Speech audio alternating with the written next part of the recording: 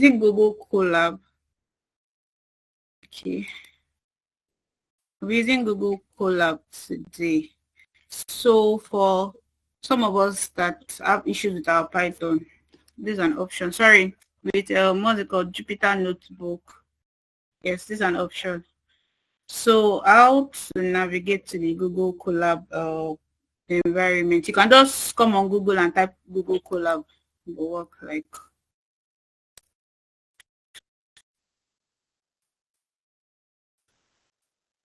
Google Colab, and there you have it.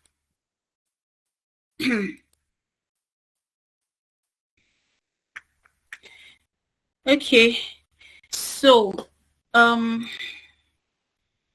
you click on new notebook, and then it gives you almost the same interface that Jupyter Notebook would give you.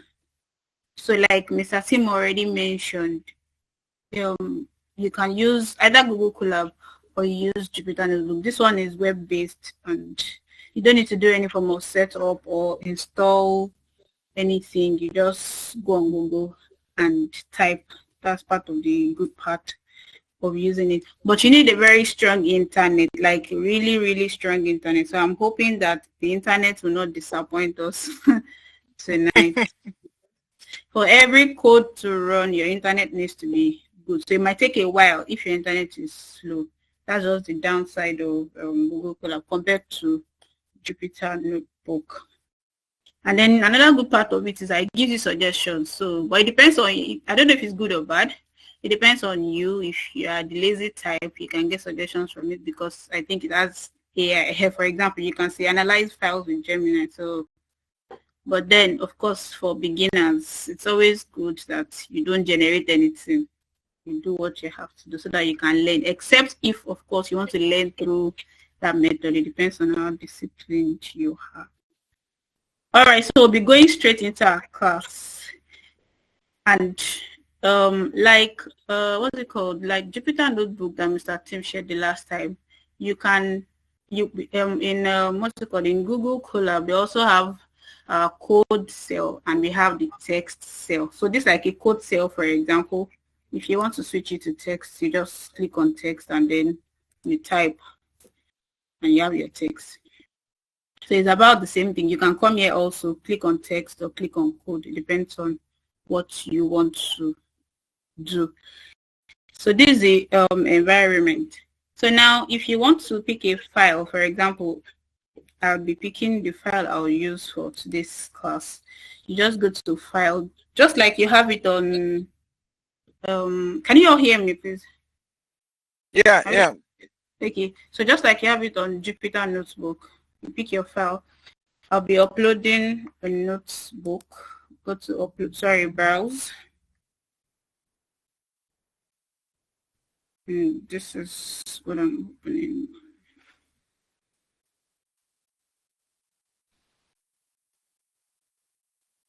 All right, so very quickly today we'll be looking at arithmetic samples in Python. You have order of operation, using variables and expressions, indexing and slicing, the common string methods that you can use, concatenation, control flow, that's if statements, loop, and the likes, functions, and see how far we can go. So to begin with, okay, so I believe you remember from the last class that this is like a text cell. So if I double click on this now, you'll see it that this is a text cell where you have more like your comments or your instructions, just whatever it is that you want to write. If you write here, well, the next one is a code cell. So when you are running, just like in Jupyter Notebook also, when you are running any code or any cell on Google Colab, you can use the run button, or you can use your shift and enter key to run. So like in math now, we have basic arithmetic, say addition, subtraction, multiplication, division, exponential, and the likes. Just like you would input on your calculator, you can do also on Python. We have the operator for addition. Maybe I should not be explaining this because we're in math. Yeah, you can just skip through, like just so you can do addition, subtraction. Okay, so maybe okay, for division float now, yes, because we have two types of division here. Now we have the floor division and we have the float division. So the difference between the two is that this division, this one now, which is also known, which is also known as the true division, it returns a float. Can you see that our output gave 4.0? You would have just written 4. They gave us 4.0. But then in floor division, our output gave 4. If you input this on your calculator, of course, 9.9 divided by 2 would give you 4.5, right? But it has discarded the decimal number. So you would have just your integer rounded to the nearest whole number, rounded down now to the nearest whole number, actually. So that's the difference between your division float and your floor division. You can see the operator here. So which other one? We have the modulo, which of course returns just the remainder, and then we have the exponential, that's 2 raised to power 3. So I'll run this by pressing Control Shift so that we move. So this is an example. If you remember very well from variables, A is a variable. We've attached 10 to A, sorry, assigned 10 to A, and we have assigned 3 to variable B. So I'll put these other ones in comments so that we can see the response that each one will give us. Sorry, should be. So the reason I'm commenting on everything is so that the response does not come all together, although it's okay for it to happen that way, just for understanding. All right, so sorry, a little bit of time because we are using the internet. Maybe it's just better to run everything because you can run everything, then we'll can't trust this. Okay, but that's giving us the response for the first one. That's A plus B, which is C. So I'll just run everything at once. Let me see the output. Will Control Z work? Oh, okay. I already even finished. Yeah. A minus B. So we see what happened here in A divided by B. 1, 2, 3. That's 3.333. That's one that returns float. While we have A floor division. Floor division. You understand? It returned only the integer, the whole number. Then we have this one that returned just the remainder. That's 10 divided by 3 is 3, remainder 1. And then we have the exponential. All right, so moving to other operations, I believe you remember BODMAS. So this is just like BODMAS. In Python, what your code does first is it works on the parentheses, then moves to exponents, then moves to multiplication, division, just like BODMAS actually. So for example, if we have this code, the first thing it will do is the multiplication. That's 4 multiplied by 2. And then it comes to add the results to 3. For this other one, first, it attends to the one in the parentheses. That's 3 plus 4 to give 7 before multiplying by 2. So I'll run both codes so that it can give us the answers.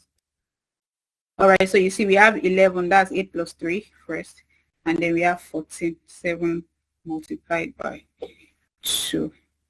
All right, so next, using variables in expressions. I believe we remember variables very well from last week. Variable x is 5, y is 10. So z has been assigned this expression, x multiplied by y plus 3. If I'm printing z, of course, it's going to first multiply x and y, which is 5 times 10, and then add 3. So that gives 53. Okay, so moving to indexing. Now, if you remember very well, last time Mr. Tim mentioned that we can access individual items in a sequence using their position. That's what indexing is all about. You want to access D, for example. The position here is 0 because in Python, indexing starts from 0. Of course, you can index strings, lists, tuples, and so on. So to print, sorry, this is what what's it called, Google Colab does to give you explanation or whatever it is. All right, so looking at this variable text, now we have data science as assigned to it. If you want to call out the first letter, it means you are indexing 0 because we have said that index starts from 0 and then 1, 2, 3, 4, 5. Or you can come from the back. That's called negative indexing. So you access the elements from the end of the sequence. You have -1, -2. So for example, -1 will give you an E because you're starting from the back. -2 will give you a C, -3, N, and so on, like that. That's what indexing is about. I would run it so that you can see the results. So can you see? Print text index 0. That means you want it to print D from our variable text. Print text -1. That means we want a negative. This is negative indexing. Now you want it to start from the back. The first one from the back. That's why I printed E as our response. Now slicing. This one is for accessing a portion of a sequence. You can specify the portion that you want to extract. So you have, for example, text, which is of course our variable 0:4. This 0 now starts, this 0 is for where you want to start from. This 4 is where you want to end. There's also, for example, look at this last code here. It says text : and 2. This 2 is for the steps that you want it to take. So that's slicing. It will just give you a portion of your sequence. I already ran the code so we can see the result here. This first one, text between the first number and the third one, because in indexing, when you have 4, it means that it is exclusive. Like the fourth, what's it called now? The fourth element is exclusive. So it's going to pick from the first one up until the third one. That means we have D, A, T, and A. That's 0, 1, 2, 3. That's why the answer is data. It responded with data. Same thing happened for science. You're starting with 4. So that's 0, 1, 2, 3, 4. And then you're stopping at the very end. So by default, it will take it as you calling every other thing after this fourth one. Same thing happens by default. It takes it as you want to start from the very beginning and stop just after the third one, or just on the third one, because of course 4 is exclusive. So that's why you have 0, that's D, 1, that's A, 2, that's T, and 3, that's A. It will not include S, the fourth one, because the fourth one is exclusive, like I said before. And then for this now, so you want to have everything in data science, everything in this variable, but you want it to pick the second alphabet, like you want to take every 2 steps. So it means that it will start with the D, then it will skip A and pick T, it will skip A, pick S, skip C, pick I, skip E, and like that. Sorry, this should be I. So this shows the step.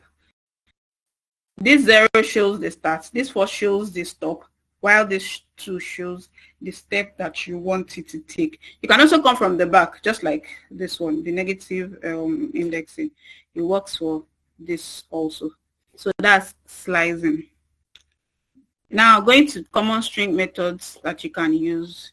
You can change your variable, this variable name now, John Doe. You can change it to lowercase. You can change it to uppercase.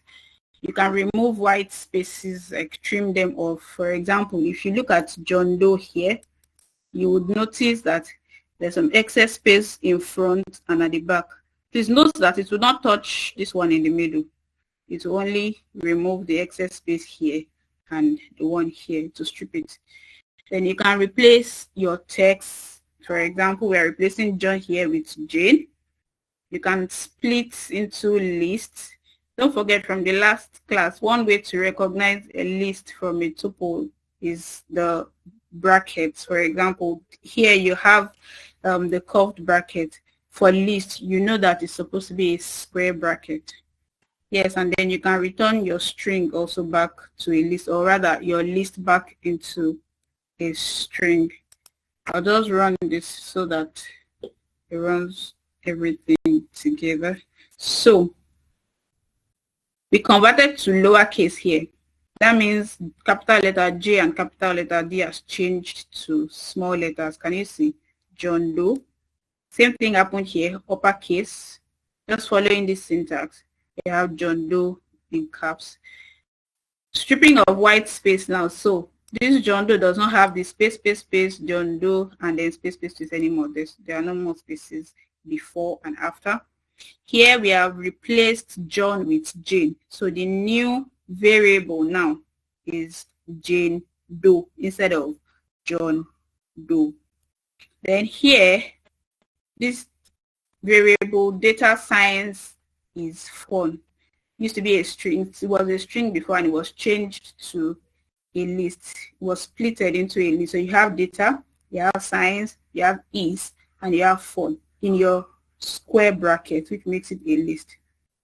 Changing back, we have Python is cool, which was a list before, but now is string. Can you see Python is cool? So we used the join for that.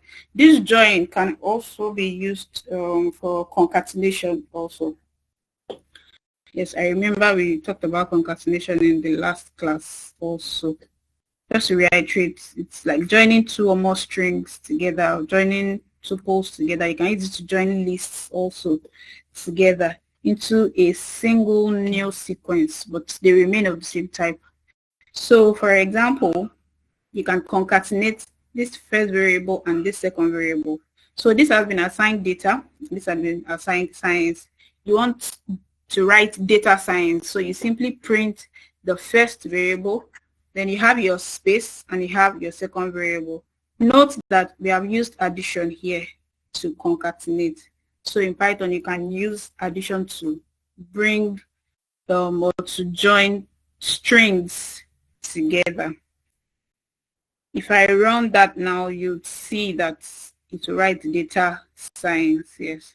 So you can also use the plus equal to, I think later I'll show you, or I can just type that. So what that does is that it will modify the existing string and just append a new string to it. Then you can do repetition. Yes, so this will give you hello 3 times. You can do it for list, you can do it for string like this, you can do it for tuples also. So it means, for example, if you have a list of numbers, let's say 1 to 10, and you multiply it by 3. So it will repeat it 3 times. That's 1 to 10, 1 to 10, 1 to 10, 3 times. Same way it has written hello, hello, and hello here for us 3 times. So that's what concatenation and repetition does. Okay, so for the sake of giving an example, I could just give a code. So let's say you want to use the plus and equal to sign that I mentioned, which is also a way to concatenate apart from using this plus. Let's assume that you have assigned first again. I'll just use first to be equal to data. Sorry, I'm supposed to put this in parentheses. So you have data.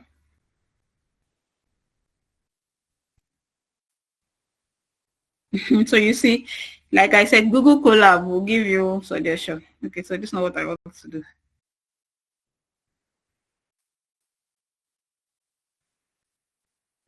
First plus and equal to, you can just press your tab. It has suggested for me that I want to write data science. So just press tab. Then if you print now, it's going to give you data science. Why? Because it is going to modify this variable first by just appending science to data science. Sorry, to data. And the response will be data science, just like you have it here. So any method you want works perfectly. So now going to control flow. Okay, so I also said that we can use join, just like it has been used here. Where is it? Okay, yes, here. You can use join to concatenate also. Just print whatever you want to. Sorry, print empty dot join, then word list. You have Python is cool because it's going to join Python is and cool together with the necessary space. So this one, print space dot join word list. So I believe you get that. Now going to control flow. To control flow in Python, or the flow of execution, we have conditional statements, we have the if statement, the if else or elif statement, we have the else, then I think we also have the loop, we have the for loop, we have the while loop. We use this to control flow in Python. So to begin with conditional statements, we have the if statement, we have the elif statement, we have the else statement, and these are used to control how your program makes decision. Just like at the crossroad, you want to go to the right or to the left. It depends on your destination or what you want to do. If what you want to do is on the right, then you go to the right. If not, then you go to the left, right? So that's what if also does in Python. All of the statements, if, elif, and else. So this is a basic if statement. It is used to execute code only if a condition is true. So if the condition is not true, it is not going to execute it. So for example, we have assigned age. This variable, we have assigned 18 to it. So age should be 18. Then the statement comes, if age is greater than or equal to 18, then you are telling your computer to print you are eligible to vote, which is what it will do because the condition is true. You are eligible to vote. You can see the result. But what if I change this to, let's say 14, and then I run it again, Control Shift, or you can use this run button here. I've changed age to 14 now. Okay. So, network. Oh, sorry. Yes, it will not run because the statement is not true. Do you understand? So that's if statement. It will only execute the code because the statement is true. So I'll change this back to, let's say 20, which is greater than 18. And you see that it works. You are eligible to vote. Now going to if else statement. So this happens when you have another result for it to print if just provided the case is false. For example, here now, we had 14 here and it didn't work. So if I had else, for example, then it would give me the other option, because that means I'm trying to say that if you did not meet this condition, do this. So now the else block runs if the condition is false. That's what it does. It will when you have two alternatives, the else you make a decision between the two. So now we have age to be 16. If age is greater than 18, print you're eligible to vote. Else, this else means that age is not greater than or equal to 18, right? Print you are not eligible to vote. So because our age here says 16, and obviously 16 is less than 18, it's going to print you are not eligible to vote. So it will first execute this line of code, this one. Please take note of this indent. It will execute this if statement. If there is no result, if it is not true, then that's when it comes to else, this other statement, and then print this one. So for example, if I change this 16 back to, let's say 18 or 20, 18, it's going to tell me that I'm eligible to vote because my age is works for this, because this is true. This statement is true. So it executes this first. It will only come to this to else if this first code is false. So that's how if else statement works. So now we have the elif statement, which means like else if, so this time around you're having more than one condition, you're having multiple conditions for the computer to consider. If elif else statement, it is used when you're checking multiple conditions. So for example, you have 85. So this score has been assigned 85, and then I want to grade. I've said that if my score is greater than or equal to 90, then the computer should print grade to be A. Else, if the score is greater than or equal to 70, then it should print it as B. If it does not satisfy these two, then it should come and print C. So because my grade is 85, it's going to first check this code, this line of code. If score is greater than or equal to 90, print A. If it is not true, it moves to the next line of code. That's the elif, and then checks. If it is not true, then it comes to this else. So it is true for 70. It is true for score greater than or equal to 70, because I mean 85 is greater than or equal to 70, but not greater than or equal to 90. So that's why that's printed B. If I change this now to 20, for example, then can you see it has printed C, because it found this to be false, but this last one should be true. All right, so that's elif statement. Okay, here we have another example.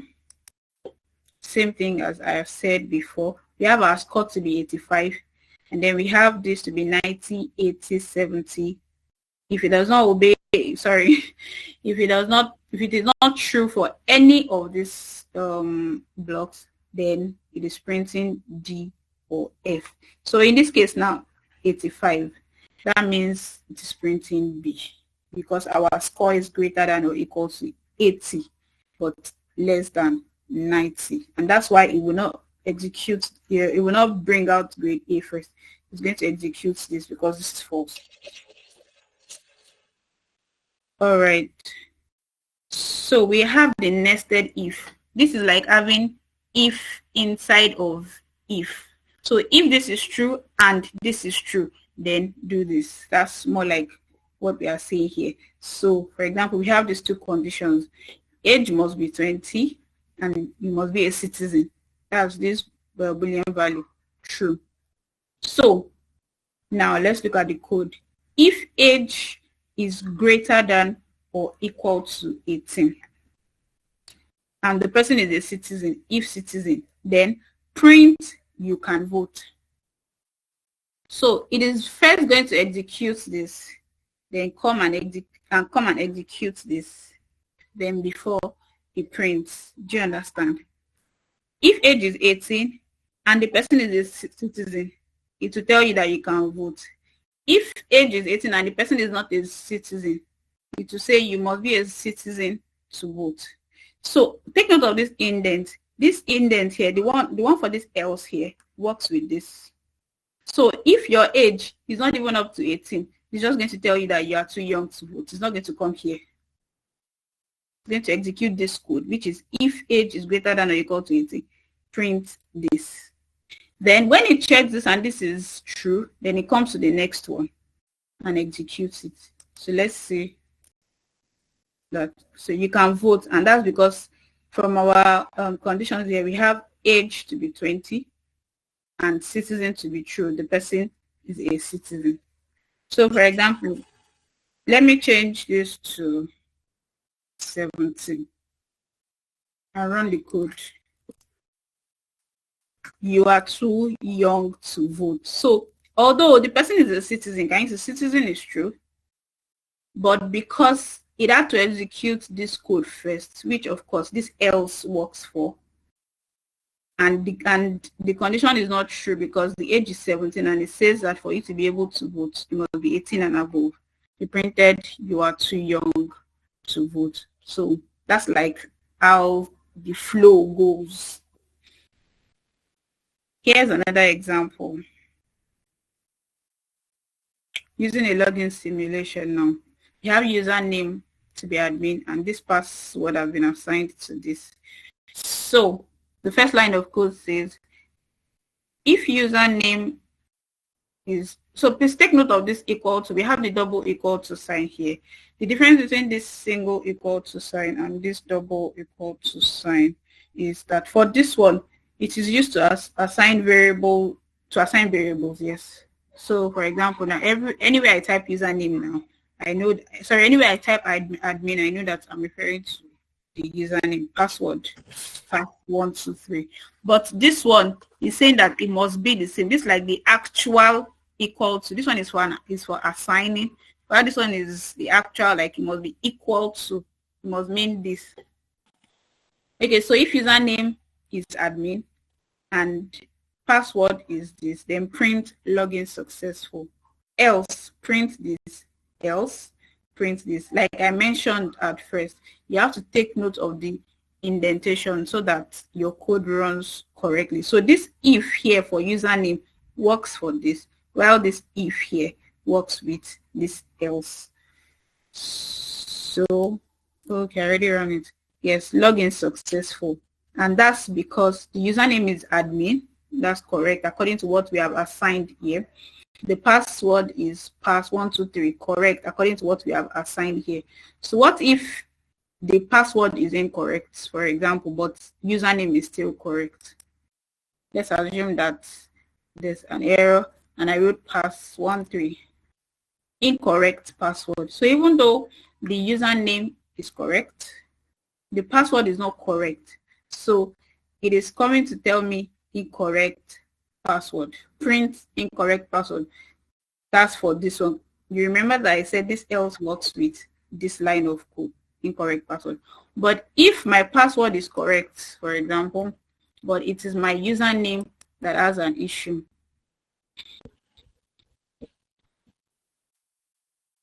I print this now. You can see it has written username not found. So the first thing is it executed this first line of code, this one here, which of course uses this else, username not found. So, but assuming it was correct, then it will move to execute the other line of code, that's the password, to then give us our result. I hope that's very clear. Okay, so then going to loops in Python now. We have the for loop. This also works with works for control flow. It helps us to execute. I'm sorry, bless me. Sorry. Yeah, thank you. Okay, so we have loops. There are control flow structures also. They allow codes to be executed repeatedly. That's what for loop does, and that's what while loop also does. For and while. The difference between for loop and while loop is that for loop it will iterate over a sequence, like your string, your tuples, or even a range. It will iterate over it. Anything that is iterable, it will iterate. It will execute a block of code for each of the items that is in the sequence. So we have this example. For I in range 5, this range 5 means that, okay, you want it to produce a range of numbers. Like by default, it will give you the first 5 numbers. That's starting from 0 because Python starts to index from 0, right? So 0, 1, 2, 3, 4. So that the first 5 numbers. Then you have instructed it that it should print number. This is like a string, comma I. So this I now is your for loop. You are telling it that for every I that it finds in this, it should continue to print the next number, and then the next. You see what happens. So can you see number 0? Your range 5, of course, will produce 0 to 4. So for as long as the number is there, just print. So that's what it has done. That's what for loop does. Yeah, it iterates over the numbers in the sequence. If we had written the sequence out, instead of writing range 5, maybe you had written A, B, C, D out, and you say, for example, for I in your A, B, C, D, print I. Then it will print out A, B, C, D, just exactly as you have written.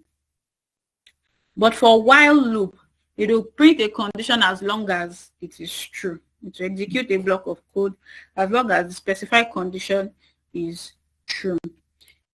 And you can use this when maybe you do not know number of iterations in advance. So, for example, you have x to be equal to 0. This while means that as long as x is less than 3, print x. You remember this concatenate function that, what's it called now?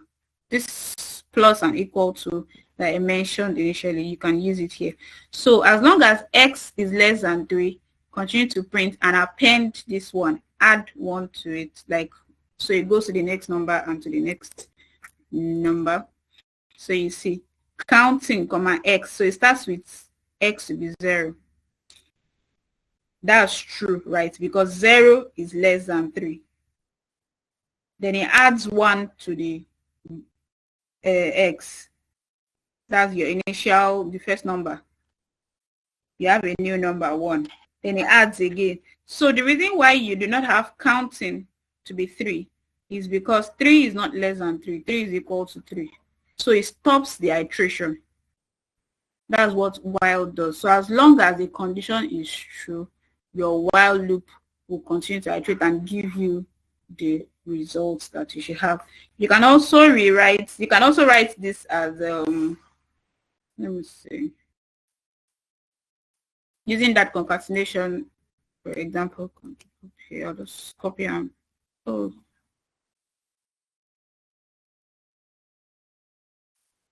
it depends on what you want to do. But this time, I said that for this it will append 1. So it just modifies your x and changes it 0, 1, 2 until, of course, it fulfills the condition. So, but in this case, you have to reassign the x. So you have your x. If you want to use just the normal, because you have your x to be equal to x plus 1. It gives you the same result. It depends on how you want the kind of concatenation you want to do. 0, 1, and so this is what while loop does. As long as your condition is true, it continues